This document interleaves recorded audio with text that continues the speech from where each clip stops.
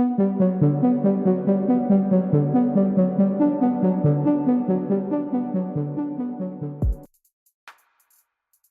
Netanyahu selaku Perdana Menteri Israel pada Minggu 4 Agustus 2024 meminta warga Israel untuk bersiap menghadapi peristiwa yang mungkin disaksikan Israel dalam waktu beberapa jam mendatang. Peringatan Netanyahu ini datang saat Iran menyatakan akan membalas serangan di Teheran yang menyebabkan kematian Kepala Biro Politik Hamas Ismail Haniyeh pada Rabu 31 Juli 2024.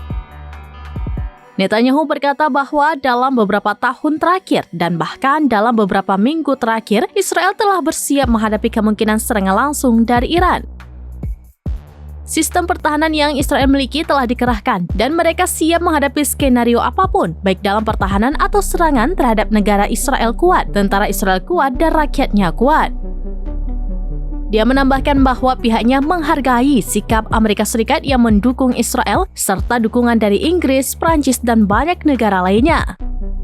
Perdana Menteri Israel menekankan jika dia telah menetapkan prinsip yang jelas, yaitu siapapun yang menyakiti pihaknya, mereka akan menyakitinya.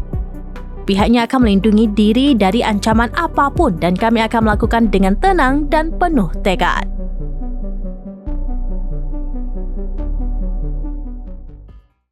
Download Tribun X sekarang, menghadirkan lokal menjadi Indonesia.